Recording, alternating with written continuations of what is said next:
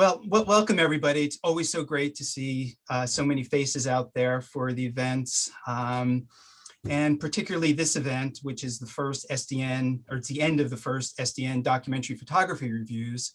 So welcome panelists, reviewers, reviewees, volunteers, which we couldn't have done this without, the SDN advisory committee members and board members, and all others who are attending from the general public.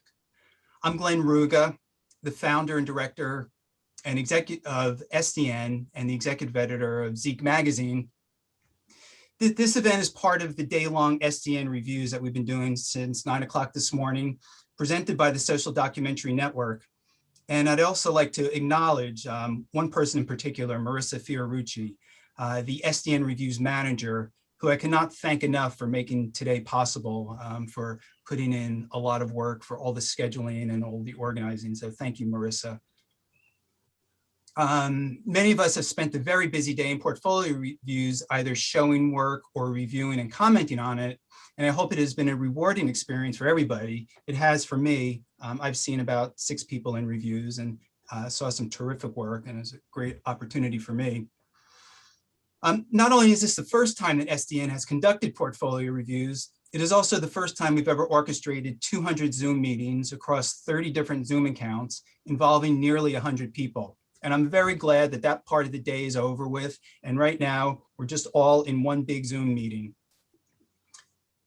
Before we get into the panel, I want to remind people that at the end of the panel, we'll announce the winner or winners of the Reviewer's Choice Award. These have been selected by the reviewers from today. And if the winning photographers are here in the audience, it would be great if you could just raise your hand and say hello so we could acknowledge you. And then we'll present images from your gallery as well. So stick around to the end and we'll do that after the panel is over. And if you have questions for the panelists, just please put them in the chat and we'll pick them up from there. It is an honor to be here today to host this important panel on photojournalism in the misinformation age.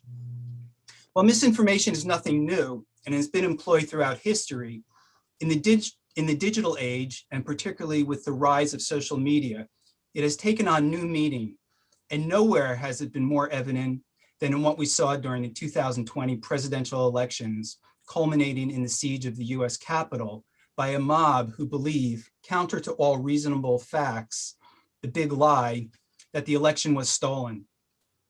Some were quite aware of the facts, but used this opportunity to manipulate people who were duped down into a rabbit hole of misinformation. QAnon has driven thousands of people to believe the most preposterous ideas. And January 6th may not have been the end of an era. Perhaps it was beginning of something new. We just don't know yet.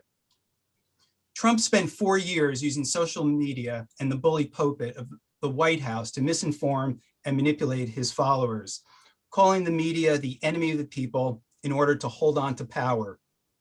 And we see this big lie playing out now in dozens of states passing or drafting new voting laws that disenfranchise Black voters.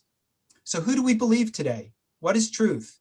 Is it a fixed idea or malleable or relative? What is free speech if it is twisted for ill intent? Alternative facts, half-truths, are words we have come to know as euphemisms for lies. And what about the photographic image that never lies? Photoshop is just a digital tool of image manipulation that has done since photography was invented. Photoshop only makes it easier, and combined with cell phones taking high quality 24 megapixel images, fake images meant to mislead now abound on the internet. Why should we believe any image we see today? Why should we believe some images more than others? What have photographers and the media done to strengthen or destroy the integrity of the photographic image? These are some of the challenges that we hope to explore during the next hour. I would now like to turn this over to the moderator of this panel, Fred Ritchin, who many of you know either personally or through his many books exploring the meaning and future of the photographic image. Fred Ritchin is Dean Emeritus of the International Center of Photography and previously was professor of photography and imaging at New York University. Ritchin served as picture editor of the New York Times Magazine, created the first multimedia version of the New York Times, and then conceived the Times' first online documentary project, Bosnia: Uncertain Paths to Peace, which was nominated for a Pulitzer Prize in Public Service. His books on the future of imaging include In Our Own Image: The Coming Revolution in Photography, After Photography, and Bending the Frame: Photojournalism, Documentary, and the Citizen.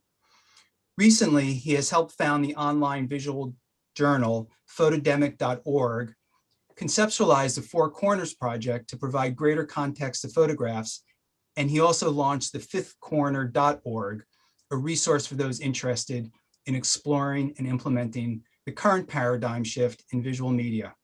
Okay, Fred. And just remember to unmute yourself.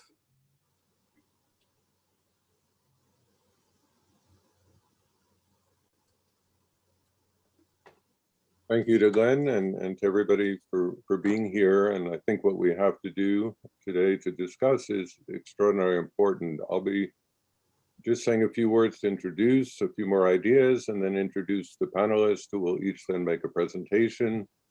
We'll discuss a little bit and then open it up for questions, which you could put in the chat and we'll address later on. So, you know, today, as we all know, it's an age that's often called an age of post-truth, of alternative facts. It's a moment when in the US, the people in the blue states don't seem to believe many of the people in the red states and vice versa. There's a kind of fracture in terms of what's actually going on.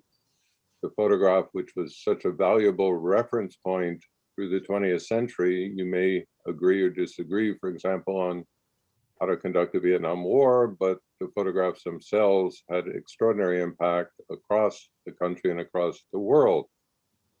Now, without front pages, with the diminishing of print publications of newspapers and magazines, so we don't have the front page to focus attention. People are looking on their cell phones, on laptops, in all kinds of different ways. The iconic image itself has, in many ways, started to disappear. There's the US war in Afghanistan, the longest war in American history, has no iconic imagery, whereas the war in Vietnam, for example, had many iconic imagery. But on top of that, what we're also finding is all kinds of image manipulation, not just with Photoshop, not just with setting up the imagery through photo opportunities and staged events, but also now an extraordinary challenge with artificial intelligence. So we're getting deep fakes, we're getting all kinds of synthetic photographs. You can now buy hundreds of synthetic images of people who don't exist for $1 or $2. We have a mother of a cheerleader in Pennsylvania a week or two ago who made deep fakes of 3 of her daughter's competitors, which showed them, I think the quote is, naked, drinking, and smoking in order to give her daughter an edge over the other 3, in which there's synthetic images just making up what the other young women were doing. We're seeing more and more a kind of a prevalence of imagery in which you don't know the difference between, is this a photograph, is this a video, or is this not? Simultaneously, we have social media in which imagery is being recontextualized, decontextualized, modified, so we really don't know what it means. I've been working with Joshua Irwandi, who's a photographer from Indonesia, whose photograph has been selected for World Press Photo Award this year, who made a very, very famous photograph of the person who had died, presumably of COVID, in Indonesia in a hospital wrapped in plastic. It's almost like a mummy. And he told me that that photograph has been published or mentioned more than 500 times in different publications around the world. And with all that, only 5 of them ever asked him for permission and ever paid him. On top of that, he's been harassed. He's been called a slave of Disney, a slave of the World Health Organization, an agent of the Jews. He's gotten racial abuse and threats on social media for the photograph itself.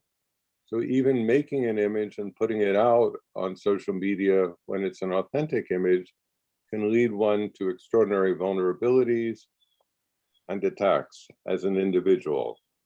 So we're going to be looking at how major media organizations, the Washington Post and the New York Times, deal with such issues, distinguishing what they do from the billions of images that are uploaded daily.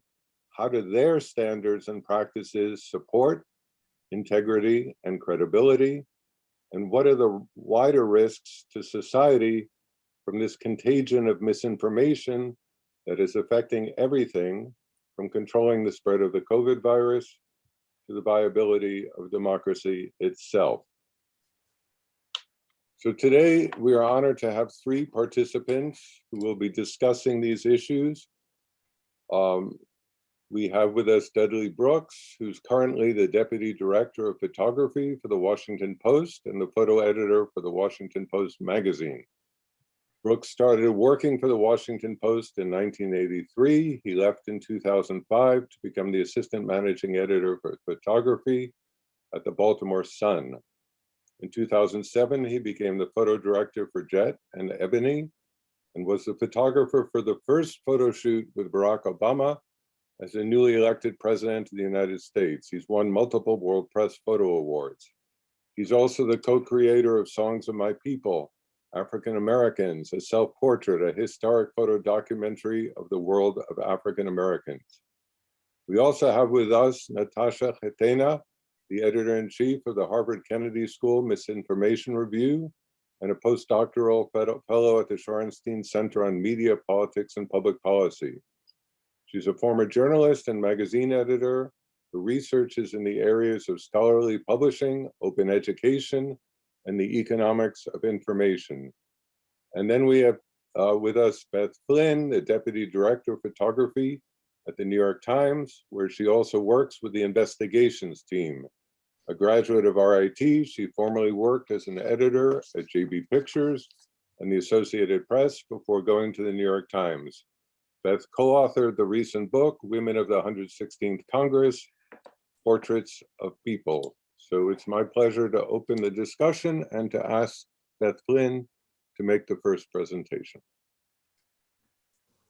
Hi, everyone, and thanks for coming today. This is, I think, misinformation, disinformation is one of the most important things happening right now. I think we had a terrible run of it over the last 3 to 4 years during the Trump administration. And it has, I think, severely divided this nation. And I'm not sure personally if it's recoverable. However, I wish I could tell you also that we had some sort of magic answer or magic wand to let people know instantly as they move pictures across Twitter or Facebook or Instagram if that was fake or false or repurposed, or trying to deliver a message for a particular organization or philosophical belief, but we do not. Pictures get stolen all the time and repurposed. There was one that trafficked a lot late last year, which was purported to show how the media was saying that women and children were coming across our southern border and we should be helping them, and they would push this picture of how we were all wrong because this was a picture of all men coming across the border when in fact it was from Lesbos. But you had to do a tremendous amount of work to get to the original information, if you even could. Anyway, I'm just going to show you quickly a few things that we are doing that are not necessarily photocentric in terms of disinformation, but important nonetheless. I'll just do a couple of presentation things to show you. Can everybody see that? Can you just is it working? Yes? Yeah. Okay, great.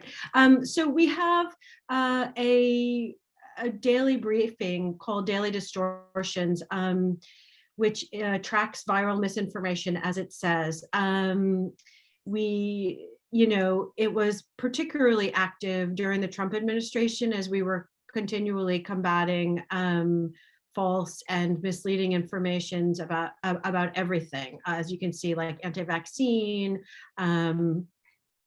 QAnon, misinformation about the impeachment, so on and so forth. It has become a lot less active with our new administration, but nonetheless, it's regularly updated, and you can check in there. We have also, for the last couple of years, put together a team that is called the Visual Investigations Team, which is some traditional reporting, digital sleuthing, forensic analysis, which goes back to major news events and takes a critical look at how something really happened based on information. You know, sometimes it's like you know, videos from bystanders that we vet. Sometimes it's from police reports. Sometimes it's from, you know, health organizations, NGOs, things like that. But the most recent one that we've done is how the Capitol police officer that died on January 6th, how it actually happened. And I'll just quickly run through so you can see like how much work goes into these things, and they're really incredible and worth your time.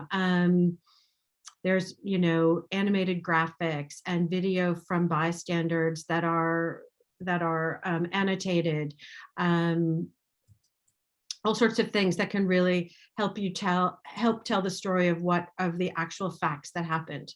We have a internal disinformation toolkit that we use for this briefing, when we try not to use misleading images, but if it's important to show it or helpful to show it, we use this toolkit and mark the images such so that they aren't re-trafficked and repurposed as fact. We also have two Slack channels that one is called Daily Distortions, the other one is called Disinformation, that are updated daily, hourly by contractors that work for us who traffic in this kind of work and will regularly send us to something. Today is just for all of you that are on Facebook. We'll see if Facebook acknowledges this negligence of data that like 500 million records were leaked. So they sort of put things in this channel, and our reporters and photo editors and videographers decide which ones to pick and pull from. And that's what we're doing. Okay, then Dudley, do you want to present?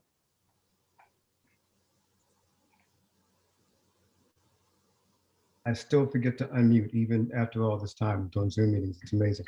I can tell you basically how I pretty much as an editor handle trying to make sure that things are what they actually are and not just somebody who's blowing smoke. I think that the human aspect of actually having conversations with the photographer and the source of the imagery is just really going to be an incredibly valuable thing. At least it is for me. I'm going to show you 4 stories that ran in, we do a year-end photo issue every year. And there are 4 stories I want to show you for 4 different reasons. Let me go ahead and share this.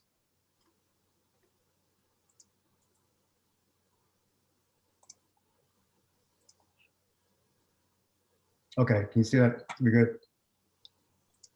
First story is by Peter Dudley. And how did I get to this with him? I had seen Peter's work online on Facebook. He had been posting on Facebook for pretty much the entire pandemic. And so I wanted to do something in the issue that dealt with the current Black uprising, the COVID situation, and do something that felt like a balance of information that dealt with both of those issues fairly equally. And so the only way I could do that was actually kind of like find those stories. Now, most of Peter's stuff, a lot of Peter's stuff had run, which is how I was tracking how I wanted to use this. But most of it dealt with me calling him up and saying, look, what do you have for this? Tell me about the situations that you have for this. I always like to get the word back from the photographer and have a conversation with them as far as their logic, as far as what it is that they're doing, how they're going about the stories that they're telling, and especially with work that I'm picking up that's already been created. Those conversations are really, really important because that's how I can help verify the legitimacy of whatever's going on. And if there's a photograph that I have questions about, then we're going to have a conversation about that. Peter was very participatory in what we did with that. And we put together an edit, some things that had run on Facebook, some things that had run on social media, and then a lot of things that had not run. And we compiled the edit with that. And Barbara Davison had reached out to me. And I know Barbara's on here somewhere, so she wants to jump in on this, feel free, about a set of images, which were also previously published on Instagram. And the question came up, well, you know, do we run these or not, even though they were on Instagram? And we decided that this is a different audience that's aside from Instagram. But that wasn't the biggest question. The biggest question that we had when I was showing these photographs were there are no names attached to them. So how do you take something where a lot of times we counted on the naming aspect of it being the legitimate factor for it. And we made the decision that because these are more artistic, and this is not necessarily a journalistic view of it, that we're going to forego the naming of it. And I called Barbara to ask her reasoning on it. And she gave me a very, very valid reason. This was in the early days of COVID. This was social distance. And this was a situation that we kind of hit and have people move on with. And that was her way of how to do it. I did get one question back from an editor who basically did not poo-poo it either way, but, you know, like the images, but basically said that, well, you know, she didn't want to put us in a position where we would seem like we were doing art for art's sake. But, you know, because there was a mix of content and because there were a mix of styles within this issue, this fit. This was a photograph illustration by Mei Ying Lam. Whenever the Post does anything that has any kind of manipulation to it, we automatically labeled it a photo illustration. And this had a lot of manipulation to it. This is actually the sound waves of George Floyd's voice while he was under the knee of Chauvin. This is done by Mei Ying Lam. My biggest question with this was, are these your pictures? You know, she did the actual Photoshop work and the compilation work, but that was my biggest, you know, that was the biggest question I confronted her with. We have to make sure these are your photographs, and these are not photographs that are just pulled from someplace else and used for this. And they were her photographs. This was Mark Peterson, and for this one, I had Mark go out and shoot this as an assignment. The criteria for this one was to make sure that it's balanced. I think that there's a lot of imagery that goes out, and how we get caught in a lot of these trick bags is because it weights to one side or the other, and there's not really a lot of balance that takes place in a lot of things that go out. The other thing is we're looking at a lot of imagery that doesn't have any kind of context attached to it. You know, when you see things on social media and you see things just pop up, okay, so where's the context? What's the basis of the story? Whereas a lot of times we get imagery that's just inflammatory, that is lightning rods for controversy. We wanted to do with this was to supply a lot more balance within the subject matter.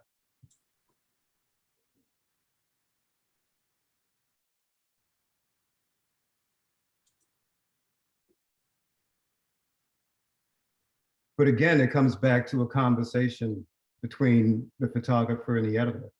And it's also a matter of kind of figuring out exactly what you want these particular stories to say. So, but you know, I want to cut it right here because I'm sure you have questions. So let me unshare.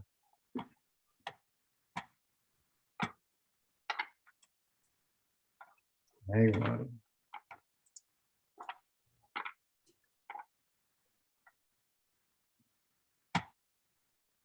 Go ahead. My mouse is acting up. Yeah, I so got let it. me, Okay. yeah,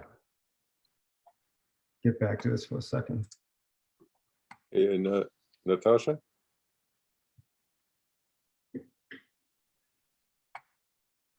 So I want to take the conversation into a slightly different direction. So my work over the past 10 years has broadly focused on the social study of technology. And something that I've observed over the years, and which I'm seeing now with the conversations that we're having around misinformation and disinformation as well, is that people place a lot of hope in technological fixes. And something that I'm observing both in research and in public discourse is that there's a lot of emphasis placed on developing AI and computational tools, essentially, that will flag doctored images. And I'm seeing that people are inclined to think that if we just develop technologies for identifying and flagging manipulated images or manipulated video, that we're going to solve the problem of visual mis and disinformation. But the problem, I think, is a lot more complex than that. And the solutions are also going to be much more multifaceted because disinformation is not just a technical problem, it's also social, political, and economic. So I want to tackle two things. One that I think is worth mentioning just briefly is why people manipulate visuals in the first place.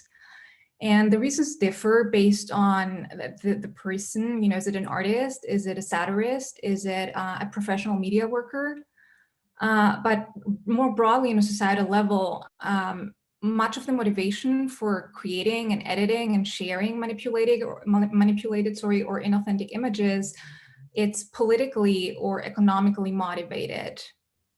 So what disinformation seeks is not necessarily to convince the public to believe that the content is true, but it is to impact an agenda setting. In other words, it's trying to affect what people think is important. So disinformation tries to distract, to confuse, to sow division, discord, uncertainty. And we're seeing, and this affects more polarized nations where socioeconomic inequalities and disenfranchisement and propaganda are already common. So journalists don't only have to verify whether an image has been manipulated or not, right? But also consider why the image has been manipulated, for what purpose, right? And in which ways. And while technology can help with detection, journalists can't really outsource their critical thinking entirely to computers. And even if we develop bespoke solutions that are going to be integrated into production and presentation workflows, journalists are still going to have to rely on their intuition, their news judgment, and their willingness to question established narratives and to identify potential problematic content and perform their due diligence to evaluate whether what they're sharing is amplifying visual misinformation or disinformation. And speaking of amplification, the second thing that I want to bring up is I think we can't be talking about visual disinformation without talking about the role that social media companies have played in polluting essentially our information environment and contributing to what Claire Wardle, who is the executive director of First Draft, has called information disorder. So what we've seen in the last 5-10 years is that social media companies have become primary news sources, especially for younger consumers.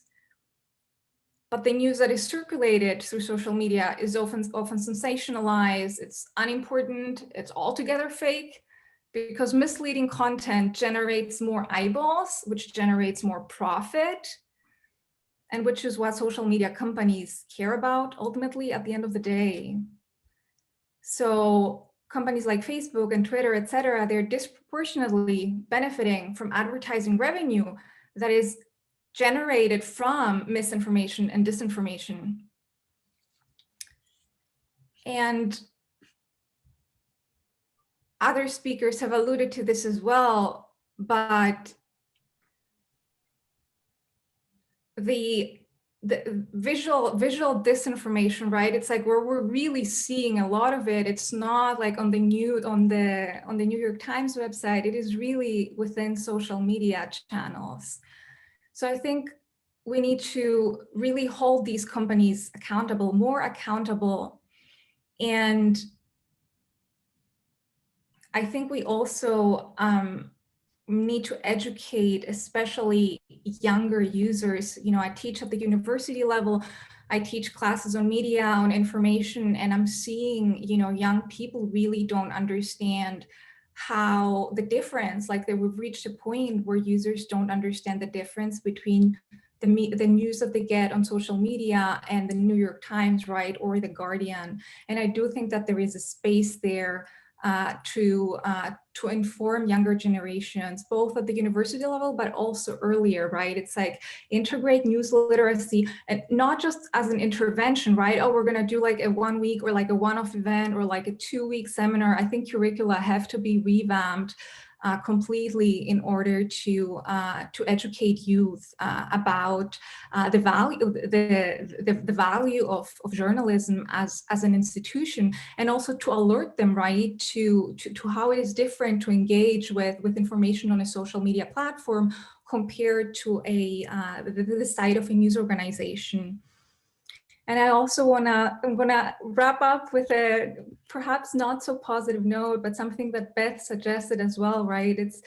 I don't think that we're ever gonna return to the way that our information environment or our media ecosystem once was. And I do think that there are users, there are audiences out there that we have lost, that have fallen so deep into conspiracy theories and that have essentially given up on truth. So no matter how high quality journalism is, or how much journalists strive, right, to produce quality content that is accurate and that really informs the public, I think that some people are just we're never gonna be able to recover certain members of the public. But I do think that there is hope, again, because I teach and because I'm having conversations with younger audiences. I do think that there is a space there, and this is something that we need to pay more attention to. And I'm going to pause here. Okay, so just to pick up some of the things that we said, I think it's sort of like we're talking about two different planets in a way. On one planet, we have the Washington Post, New York Times, where you guys are very careful about your strategies, about what you're doing. And there's another planet of social media that's basically wide open and people do whatever they want to do. And sometimes there's a video, like the video of the murder of George Floyd, that becomes even more important than any professional is doing. But oftentimes there's a kind of just a chaos of different opinions and imagery. So Dudley, one of the things you said that I thought was important was that you mark photo illustration to indicate it's not a photograph.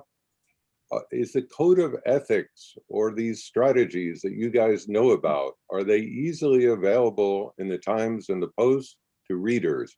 Do we know what kinds of imagery you will run and won't run, how you call them, what the ethics that is important for you, for your photographers? Is that readily available to readers? Okay, when you say readily available, as far as content or as far as the Well, you said, for example, you mark photo illustration to indicate it's not a photograph. That's policy. Right. But as a reader, I didn't know that was your policy. I don't even know what photo illustration means as a reader necessarily. So I'm just asking the question, you know, how do you push that out so we know what you're doing?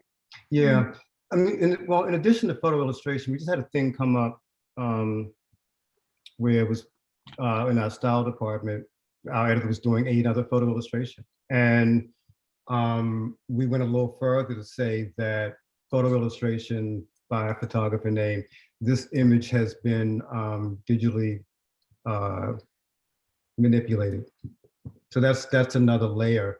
I don't know whether there has been a conversation with readers as far as what those terms mean. I think that could be an idea that could be explored. But that doesn't, illustrations really don't happen that often. And when they do, they're very, very obvious that this is a manipulated image, which is set apart from the most of the imagery that we do every day. It's very, very obvious that this has been manipulated. Mm-hmm. But you know, there are issues like, can I pay a subject to be photographed or not? you know, those kinds of codes behind the scenes, I know you guys think about that. I know you guys have your rules about it. But my question is, you know, because I teach as well as Natascha does, we see a lot of young people and they ask me questions. Could I pay a subject? Would the Washington Post then publish me? You know, what does it mean? Beth, do you have anything to add?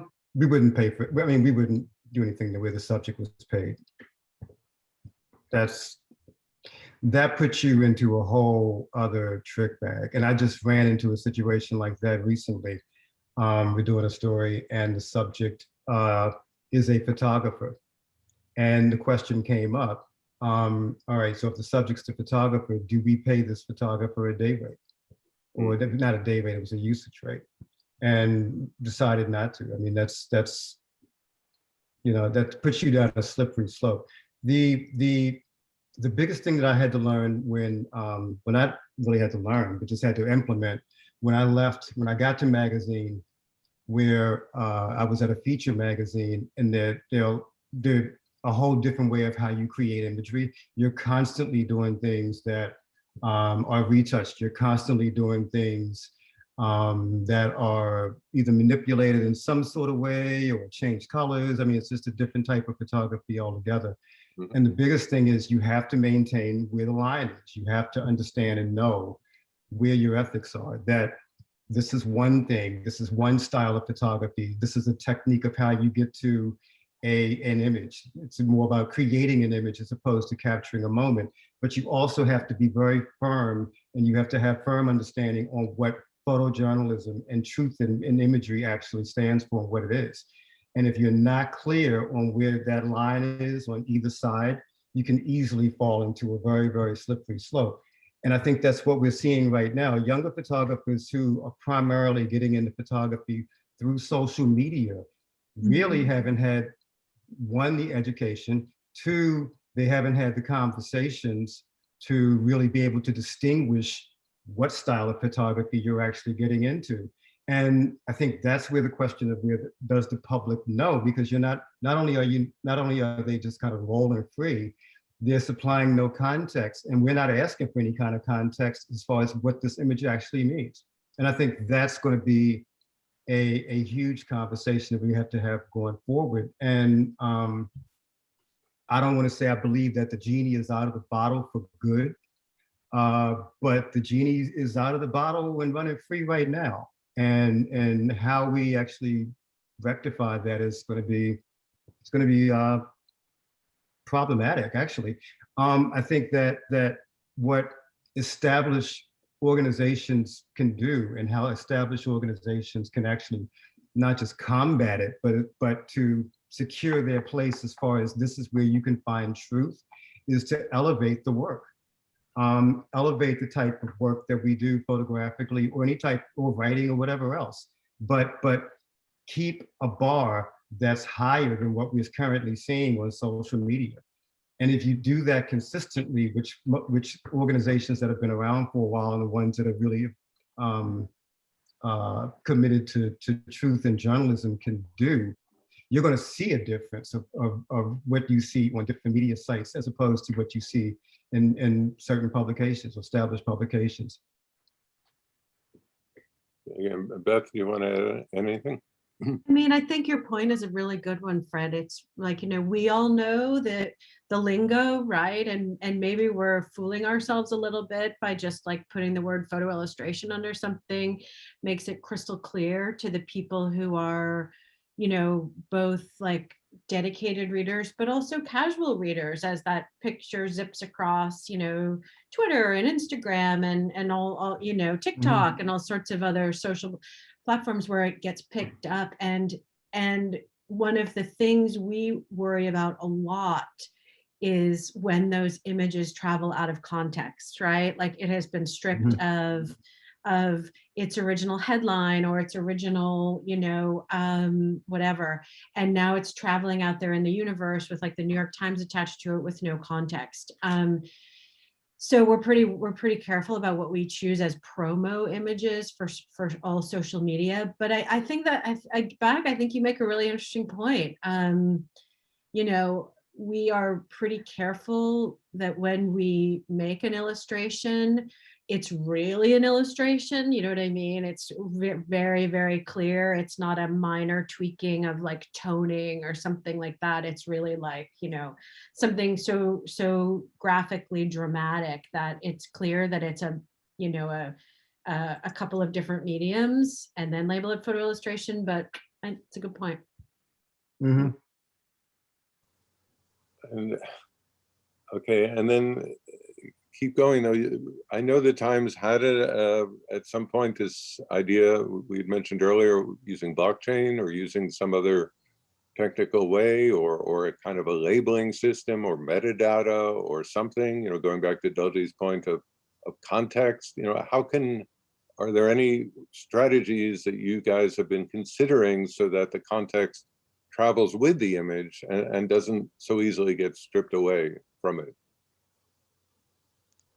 I mean, I know our R&D people were using blockchain like a year or so ago to try to, and talking to other publishers about, you know, if we created this thing, would they use it? You know, the thing about it was that I thought it was kind of like oversimplified in some ways, like, you know, A for effort, but so many people are are really technical, you know, there's so much easy technical wizardry out there, right? That I was like, oh, well, really all you'd have to do is crop out that information and make the picture like just a little skinnier, right? Like, because they were conscious of like not destroying the photograph by like having it like, you know, it's directly across the middle or somewhere, which would really, you know, then you're not even seeing the image. But along the bottom where they were trying to do it, I mean, all you'd have to do is like make it a little strippier, right? And then send it on its way as part of your disinformation campaign. So I you know,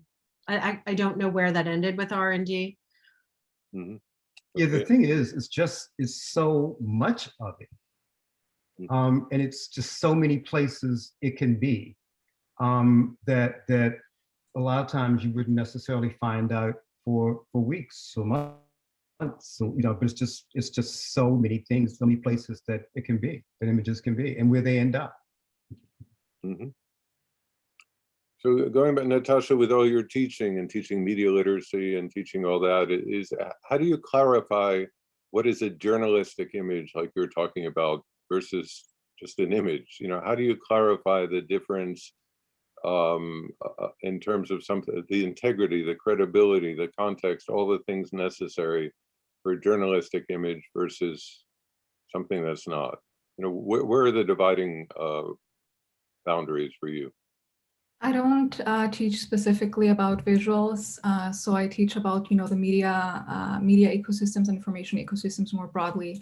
So, you know, visuals will be covered like maybe for 30 minutes, like, you know, during an entire course. Something that I do in my classes when I'm teaching about misinformation and disinformation is I try to explain how it works, what different types of misinformation is out there. I think it's really important for students to understand the processes. You know, there is this idea that, you know, younger generations, because they're growing up with TikTok and they're manipulating, you know, their own like visuals and they're on their phones like 24/7, that they are more astute, right, toward media and like understanding and identifying manipulated images. But what I have found in my just talking with my students is that they actually don't understand at all how the internet works, how media work. So when I'm talking about, you know, educating students, I'm thinking a lot more broadly. They don't know what journalism is. They don't understand how a newsroom works. They see no value in a journal, like in journalism as an institution, because they grew up in a society where basically they drank the Kool-Aid of the internet, right? It's a platform where everyone can share their opinion, and all journalists are white, male, conservative, you know, in Washington, D.C., and the internet is going to provide a platform for different voices. And that is true. But when you open up a space, you also open this space to invasion from bad actors. I think, at least in the subjects and the courses that I teach, for me, it's really about explaining to them how things work, right? How disinformation works, how social media works, how filter bubbles work, why you shouldn't be getting your news on social media. It's like technical, right? How are the news on social media different from, reading the New York Times, cover to cover? The context, right? We've been sort of touching on this, decontextualized information.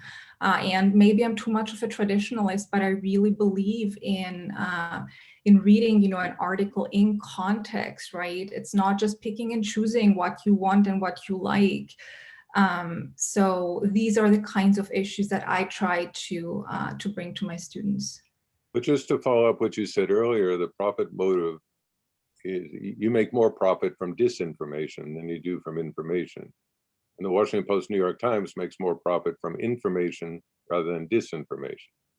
So it seems like there's two opposing motives, and the social media platforms do very well from disinformation, and you guys from Post and Times do very well from information. But, so go ahead. Dudley. But a lot of it goes back to the same reasoning of why newspapers, I don't want to say, were dying, but why newspaper companies started going belly up, and why newspapers had to really rethink how they disseminated information. Because if you're dealing with the younger generation, they don't think like, I'm over, well, I ain't gonna tell you how old I am, but you can probably guess, I'm not 20. And they don't think like that. They don't, the way that they take in information is a lot faster. They believe that it's coming all at them at one time, where the brain actually can only really concentrate on one or two things at a time. But they have a lot of things hitting them. And so therefore, they're not necessarily all looking for the long form narrative that established news organizations will do. That's just not how they process information. And so to an extent, okay, you can let's take classic photography for an example. And I ran into this a lot when I was doing magazine work.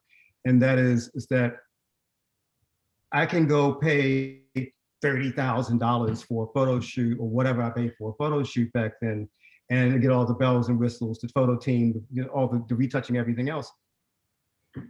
They don't see that as part of the process, because it's just that you don't have to do that now with imagery. And so, anybody can just pick up a digital camera and make a technically decent image. Now, the education really comes into what is it that you're pointing that digital camera at? This is in certain ways, this is an issue that we've always been dealing with. If you go to and ask any community of color whether the perspectives of how they have been portrayed have been cast, then they're going to say, yeah. We've been cast as criminals, we've been cast as drug addicts. That's disinformation. So disinformation as a practice, as a theory, has always been happening. Mm-hmm. We're having those conversations now as far as how to alleviate a lot of that. But right now, we're in the technical aspects of what this means now. And when you combine the technical aspects of how this is practiced and what it means, along with a societal, this is what I think of this group of people. This is what I think of this political party. This is how I'm going to push my agenda vision. I'm going to use photographs to do it, because I know that people are consuming these things really quickly. Then you kind of get an idea of how dangerous, but also somewhat dire this actually is. And I applaud Natascha for like being in the classroom, and you for creating organizations, because this is where it's going to start. The biggest thing that we have to do is collectively help this catch fire, and then elevate what the legitimate stuff, and to an extent we're going to just have to let a lot of the stuff that's just bootleg go, because there's really not a lot of ways of how we're going to catch some of it. Mm-hmm. In 1990, I wrote a book called In Our Own Image, The Coming Revolution of Photography. And it was my sense then, with the introduction of Photoshop and much of the stuff going on in media, that photography would be something just to depict the world the way we want it to be, not the way it is, but the way we want it to be. And I think that, you're seeing a lot of, if the New York Times or Washington Post says something I don't agree, so I'll show it the way I want it to be, or I'll go to sources that show it the way I want it to be, because you guys are quote unquote fake news or whatever it is that you want to call it. So it seems to me we're in actually a kind of, very profoundly unsettling period, with a lot at stake, that really does have to be addressed. And I think sometimes, we talk to the media organizations that have very clear, at least internally, strategies, but on the outside, it's not communicated. We don't know what they are. And people, just make the world in their own image. I don't like it the way you see it. I'm going to make it the way I see it. And my friends agree with me, and too bad. You don't have the kind of primacy that the Times and the Post used to have for a lot of people, at this point, in part because there's no print, there's no front page and so on, but there's a lot of other reasons. Glenn, I don't want to occupy too much with the question and answer. Are there questions from people here that we should be addressing? Yeah. Why don't we bring the audience into this discussion now? And what I'm seeing in the chat, actually, there's a very lively discussion going on, but not necessarily a lot of questions, although there's a few. So I'm going to start out with one question by an audience member that I'm going to read. But then after that, what I'd like to do is ask the audience to just ask your question. Just, you don't have to raise your hand. Just hopefully you could just acknowledge yourself. You'll have to unmute and ask a question you have. And please phrase it as a question. I mean, it could be a comment as well, but directed towards the panelists. So one question I want to pull out from the chat is by Kevin McKeon, who asks, what can be done about misinformation on channels that have no intention of correcting it, like Fox News? Would somebody like to address that? I can't tell you. I mean, I really can't. Outside of stop watching Fox News. I mean, it's somebody put a thing on Facebook I read. Speaking of Facebook, okay, somebody put a post on Facebook, which I thought was pretty cool. They kind of said, when they were kids, Walter Cronkite used to come on TV and he would read the news, period. That's all he did. He read the news. He read it very, very well. And you had to make up your own mind as far as how you felt about that. Right now, we have anything but that. So, the news is being delivered through filters of what it is that you want to hear, and how you get back to a place of total objectivity, or even should you get back to a place of total objectivity? I mean, that's a question as well. I'm not sure what you would do about that. Well, I would say that is there a total objectivity to get to? Well, first off, I'm not a huge believer that there is any such thing as objectivity. I think that everybody has an agenda of sorts, because you are born with biases. You were born with, not born with biases, but you're susceptible to biases the way that you grow up. And everybody has them, cultural, political, whatever else. It depends on your life experiences. So whether you decide to go left or right when you walk through a door is based on your comfort level. It's that, a lot of it's that simple. But I do think that we can be fair. I do think that we can be complete. I think that we can be thorough as far as our fact finding. And I think that we can offer up different points of view so people can actually make a choice of, well, do I want to dig into this any further? And what do I want to know about this and what I want to know about that? Do we need that from like multiple points of view on TV stations or organizations? Probably, but I mean, if you don't like something, I think we're at the point of where you just change the channel now. Would any other of the panelists like to address that question before we ask for more questions from the audience? I just want to make a very brief comment about, channels like Fox News. I think the issue with Fox News is, it's not that it's proliferating disinformation and misinformation, which it is, but the real tricky thing is that it is catering to existing information needs. So who are these people who need and want that type of information, and why? And this kind of like circles back to the point that I was making about broader like social and economic and political issues that are elevated with disinformation, but it's not about disinformation per se, if that makes sense. It is a fact that we have a very large group of people in America that doesn't feel a connection, right, to something like the New York Times or CNN, and they want what Fox is providing. And I think that is the problem, and that is something that we need to be thinking more about. And I don't know what the solution is, but I think the problem is that, again, the information need. So that's what I wanted to say. Okay, yeah, excellent point, that Fox couldn't exist if there wasn't a demand for what they provide. So if anybody would like to ask a question, just unmute yourself and go ahead and ask it. I see Sabine is waving. Do you have a question there? Unmute yourself if you do. We're not hearing you, Sabine. There. I would like to say something about Fox News, because it is not only about information with Fox News, but really always hits me the most when I go to Fox News is this hateful speech, this absolute negative feelings that come towards me. And we know how this is. There is this one level where we meet intellectually, but in the end, we make 80%, when we make a decision, it comes from our emotions. And this hate that spills there day and night out of this TV screen, that is so scary. And it is very scary that it attracts so many people. This is always something that shocks me, especially this one guy who comes up 8 o'clock. He is poison, pure poison. There comes never anything good out of his mouth. Yeah, I don't know this is also, you cannot stop that.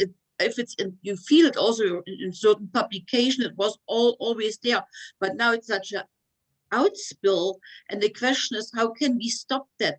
And I love the New York Times. I think this is a very important newspaper, but in the end, what was in the past the yellow press with a photo and a headline, this is now how the news over the modern media is consumed. Yeah, I think that was a very similar question to the last question. Would any of the Right. panelists like to add more to it? How to get out of that? Now, this is dramatic. I think when I worked at the New York Times, we used to have the slogan, all the news that's fit to print, which was kind of arrogant and so on.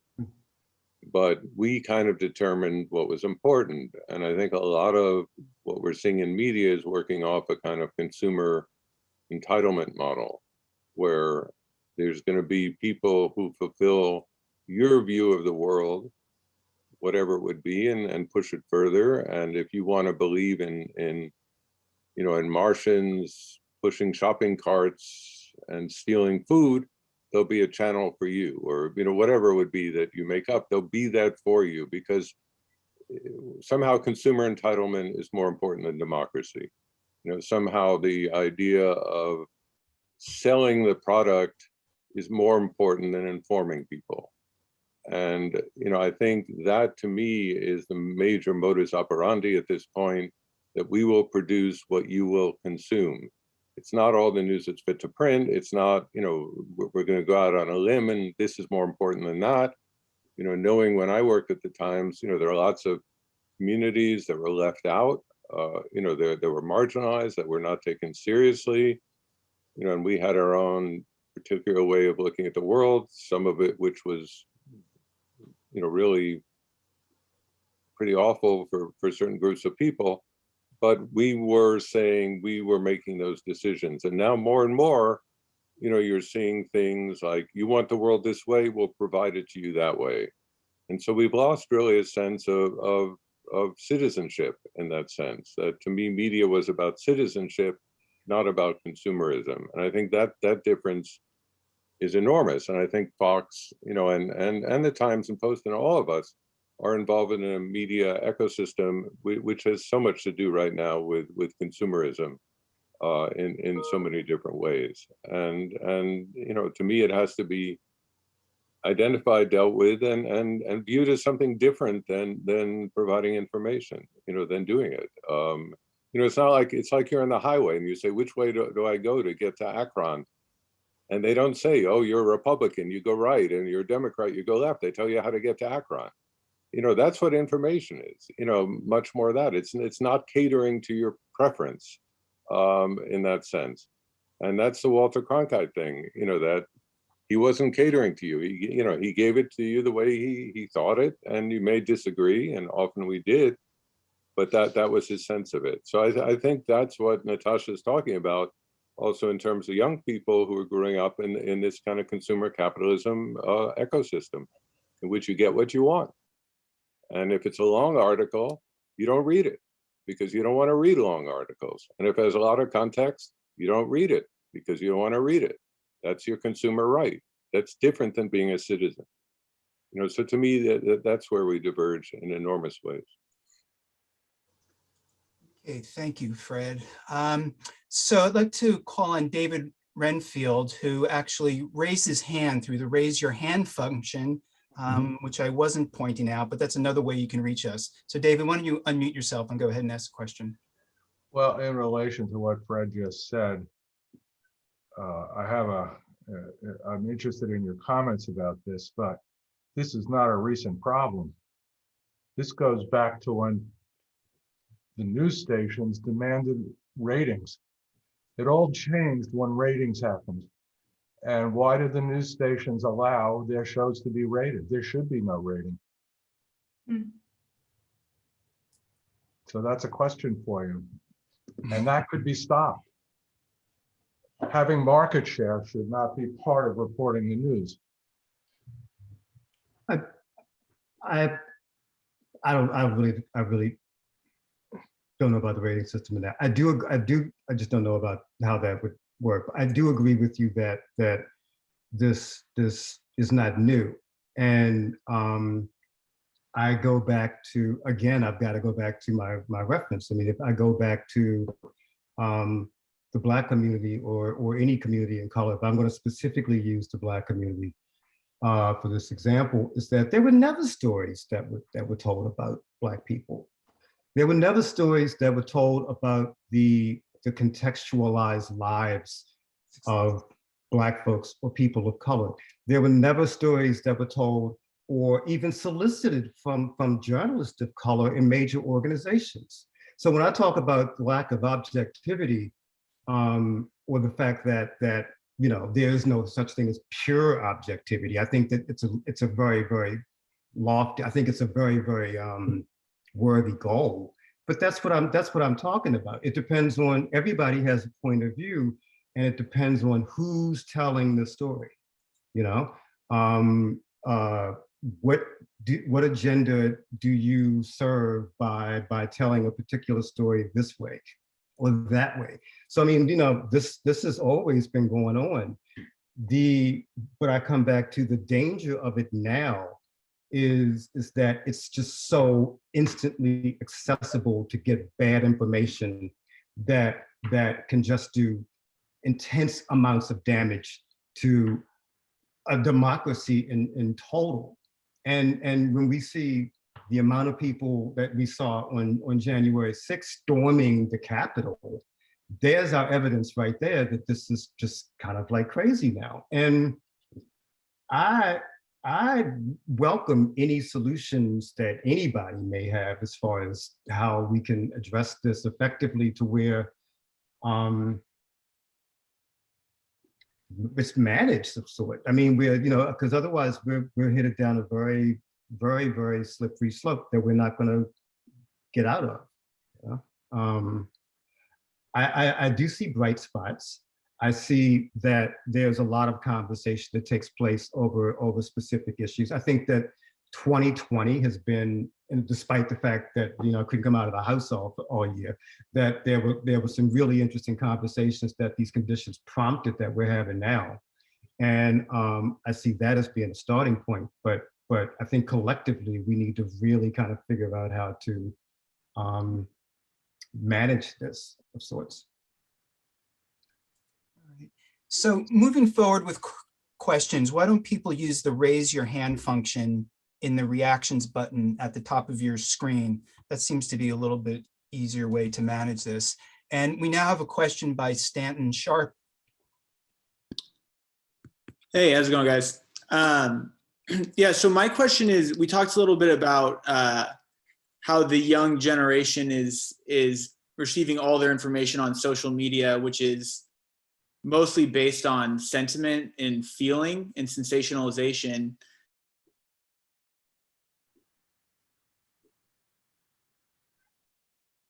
Information seems to really stem in that area.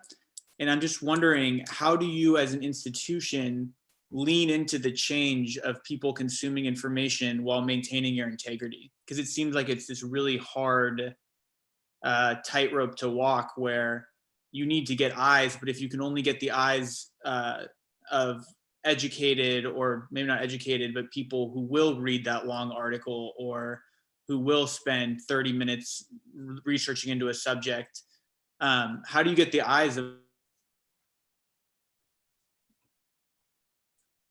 Stanton, you seem to be freezing on my computer. Oh, can you hear me now? Yeah, but I think we missed the last part of what you said. Yeah, okay, just in short, how do you get the eyes of a young generation that just wants to feel something with their information potentially versus someone who's willing to put the time in and read a long article or dive into a subject? And how do you maintain your integrity while you lean into that audience? Any takers for that? I mean, I can answer. I have an answer, but I want to make sure that everybody else has a. Go ahead, Dudley. You give them what they. You give them fairness. You give them fair news. You give them fair stories. You tell. You do things that they might be interested in. I mean, just because you're doing stories about a community or you're doing stories about a generation that kind of contextualizes who they are, doesn't mean that you're catering to them. You know, you're bringing them into your process as far as like, you know, we want to hear what you have to say, and then you hire them to actually tell some of those stories. You know, and you allow them to tell those stories from their perspectives and from their experiences and from their upbringing and everything else, and instead of trying to run that now through an overall filter, you tell it the way that they told it to you, you know? And so by doing that, you're incorporating buy-in from the readers or the viewers that you're trying to get. You're making them a part of your process of how to tell the truth, you know? And by doing that, you get a fuller truth of whatever's going on. I mean, that would be how I would answer that. I'd also just add that you use a diversity of media. You know, that a lot of what we're seeing now on social media is video. That's very, very effective. And I find still photography is much less effective on social media because it's so easily, you know, decontextualized, recontextualized, and so on. But I'm finding more and more it's the short videos made by people, different places, you know, that is attracting a lot of attention. It has its own narrative. It's activated.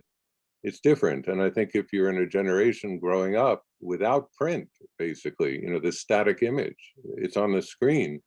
The screen itself is not a page. It's not paper, and it allows, you know, all kinds of other things to happen. You know, whether you call it nonlinear narratives, multimedia, augmented reality, immersive media, virtual reality. You know, there's all kinds of different ways of getting at stuff now, which I think the Times, the Post, you know, and many other publications are experimenting with, but there's still a lot more to do. You know, I have a a former student of mine just today, he sent me an image from the Vietnam War that he's putting through artificial intelligence and animating it. You know, there's all kinds of ways of getting at stuff at this point that's not unjournalistic. It's just different. It's different kinds of media. And I think, you know, we have to take more and more advantage of the possibilities of different ways, you know, like Dudley says, different audiences, different individuals telling the stories, but also different means of telling the story, different media, uses of different media. I think photography is only one of many, many media at this point that we should be using. Okay. There's a question from Susan. Go ahead and unmute yourself, Susan. Hi, everybody. Thanks for taking my question. I guess well, it's a kind of a twofold, but I was going to say that I find the beauty of the iPhone and the way people are running around shooting everything that they see on the street or when something happens is that it seems truthful. So there is some it's advantageous to have that kind of medium. But I think with the still story, and I think with journalism in general, I find that how do you control the opinions? I mean, there are always going to be opinions, and especially, you know, recently we would get in so much trouble years ago if we put our opinions or we misrepresented something. And I think I don't know, maybe it's just because it's the generational thing that's different. And I come from, you know, I'm old school or I'm not sure, but anyways, how do you control that? And I think that was the first question. My second question is, somebody wants to answer is, you know, how do you maybe because of the uploading has to be immediate, that there's no fact checking, there's no resources, or there's no investigative work as much as there used to be. So that always to me is how do you correct that? Those are my two questions. Okay, any takers for that?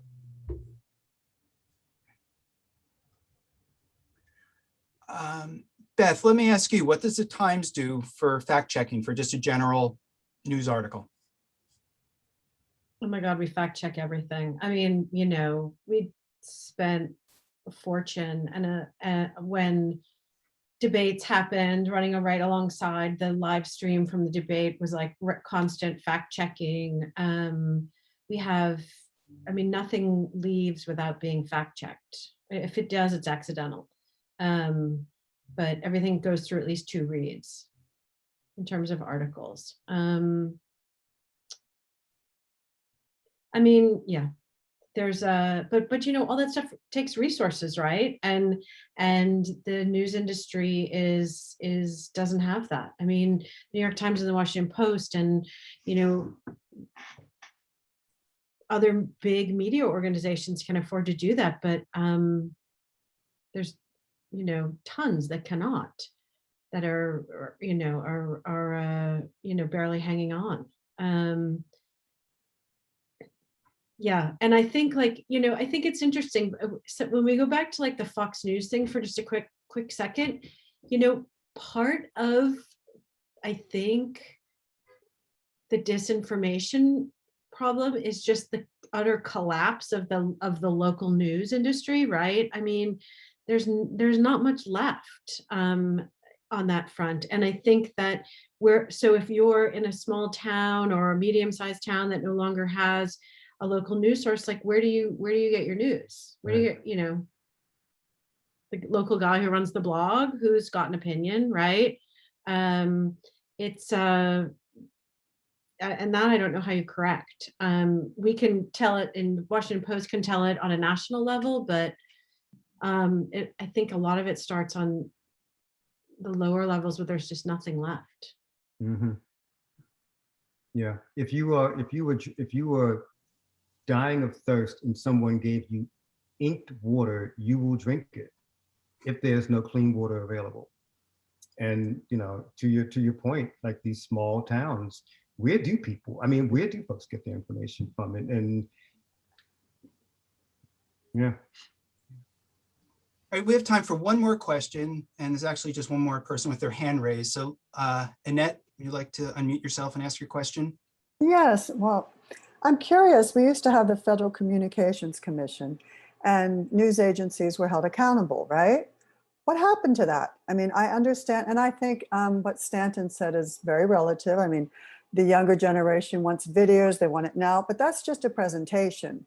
I think we're talking more about content and what's truth and what's not truth. So what happened to FCC? Because if Fox News can call themselves the news, then I don't see it have, is it demolished? What happened? That's my question. My memory is that under the Reagan era, it was disempowered. You know, in England, there's still much more oversight. You know, in this country, there's much less oversight in terms of, you know, what is news, what isn't news, false advertising, and that sort of thing. I would just one comment that's indirectly related is I just think we need a new vocabulary at the same time of what we're talking about, because, you know, I think that the photography that the Washington Post, New York Times is talking about versus social media, it's kind of like if you go into a bookstore and you ask for a nonfiction book or a fiction book, it's very, very clear. You know, everybody knows what you mean. But if I went to you and I said, could I have a fictional photograph versus a non-fictional photograph? You know, those kinds of things we really don't know, or a journalistic photograph versus a social media photograph. What's the differences? What are we talking about? And I think we have to do a little bit more to sort of define the differences. You know, this is kind of an FCC comment on you know, what kind of imagery is being used and what it means. And you know, going back to photo illustration, you know, we need a vocabulary where everybody knows what these terms mean and you know, what's acceptable in what venue and what is not acceptable. You know, I'm a writer, I write books, but when you know, people who write grocery lists are also writers. It's not the same thing. You know, how do we delineate what we're talking about in this age of, you know, people modifying, manipulating imagery, making up imagery, you know, doing all this? Is that still a photograph or is that something else? You know, and moving forward. I think we actually have a lot of, you know, thinking to do about all this stuff to actually preserve what works and to expand into new arenas. Natascha, would you like to have the final word? I'm looking at the comments and I'm looking at, you know, folks emphasizing media literacy. And I do think that media literacy, I'm an educator first and foremost, and I really, really believe that, you know, you can't leave things up to the government completely or, you know, tech platforms. I think that media literacy is extremely important. But again, I want to emphasize that when I'm talking about media literacy and educating the younger generation, I'm thinking about a very holistic and integrated approach. So I was teaching at UCLA most recently, and what we see in curricula is that, you know, there are individual courses that are, you know, ethics of AI or media literacy, but it's not really like these kind of the critical thinking around technology and around how visuals, for example, can be manipulated. Like that is something that you would get if you take a class on like visual information or visual representation. You might hear about these things, but what if you don't take this class? And we're seeing that a lot with like computer science curricula as well. And it's like, why does everyone want to build like systems that flag misinformation and they're not thinking about broader questions? It's because this critical thinking isn't really embedded into the entire curriculum. So I think it's really important to really rethink entire programs and curricula and ways of schooling the younger generation, and to not just create these band-aids. Again, it's like a single course or like an optional online you know, training offered by the library, or to have a librarian come into the classroom once. It's something that basically the conversation needs to be constant.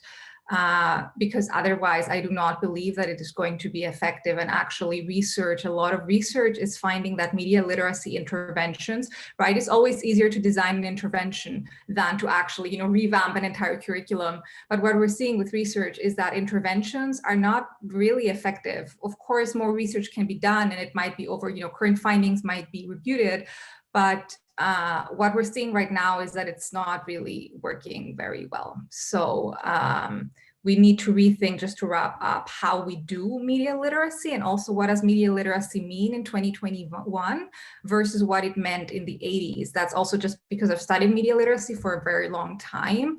Sometimes thinking is very much like still stuck in this media effects and passive audiences, and let me tell you how things are. And I think we really, there's a lot of work. There's a lot of work to be done. Mm-hmm. All right, well, thank you, Natascha, and thank you, Beth, Dudley, and Fred. And I think this has been a very lively discussion. Really appreciate your being here today. So I'd like to applaud the panelists and everybody in the audience today. So before we bring this to a close, I'd now like to announce the winners of the Reviewer's Choice Award. And I feel almost like the Oscars. It was delivered to me just a little while ago in a figuratively sealed envelope by Barbara Ayotte, SDN's communication director. And the winners will receive each a $250 cash prize and recognition on the SDN website and across our social media platforms.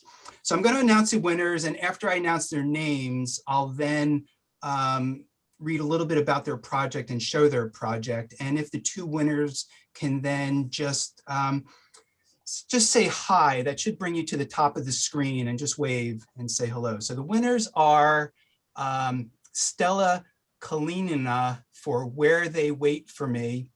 And the second winner is Sophia Aldinio for Awake in the Desert Land.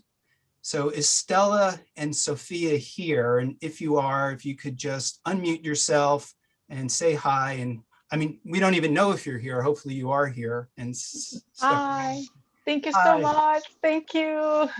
Mm-hmm. Right, thank you, Stella. Thank you so much. Thank And you. is Sophia here? Yeah, hi, thank you. Okay, Sophia, great, great. Congratulations from all of us. So let me show their projects. I'll show Stella's project first. I need to share my screen. Give me a second.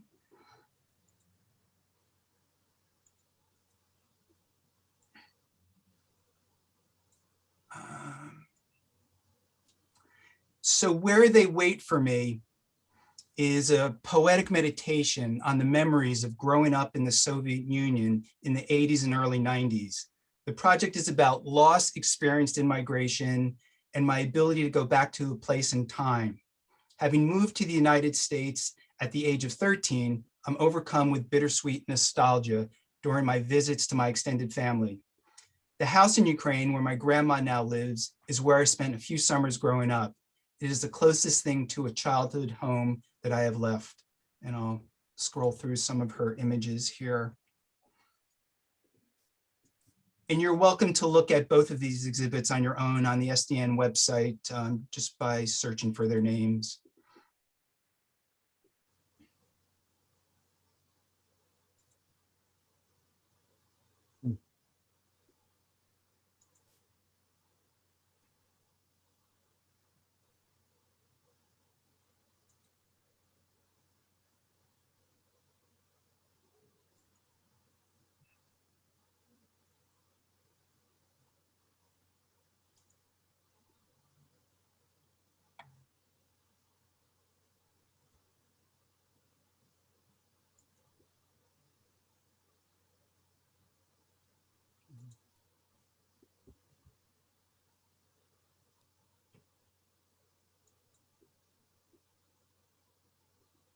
Looks delicious.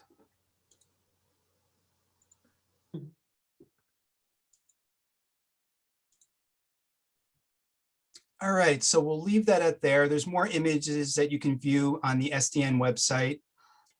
And the next project is by Sophia Aldinio, Awake in the Desert Land. With the weather patterns shifting in Baja California, Mexico, the intangible repercussions of climate change have become harsher each year. These include the loss of traditional practices and ways of living. Awake in the Desert is an ongoing photography project documenting how tradition is being threatened by climate change in various communities and rural areas in Baja California, Mexico, that depend directly on natural resources to survive.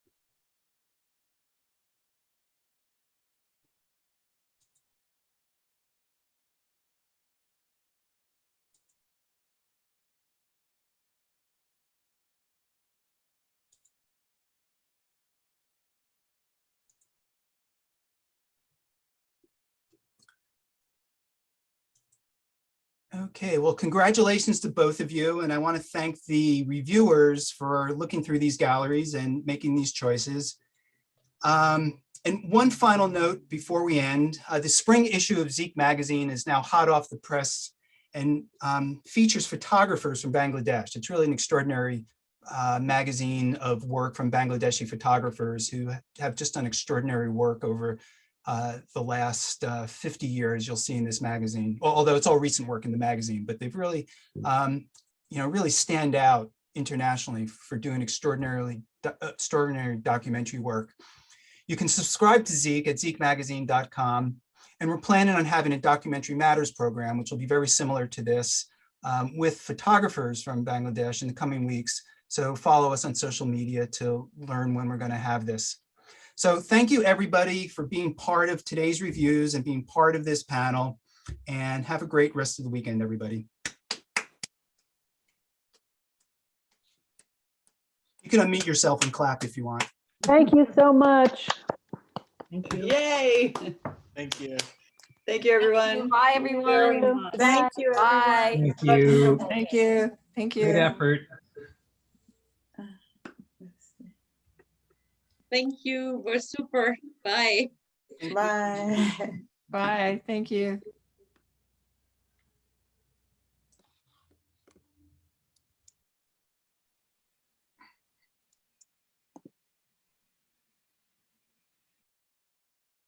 All right. I'm going to say end, everybody. Bye-bye. Thank you so much for everybody, everything you've done today.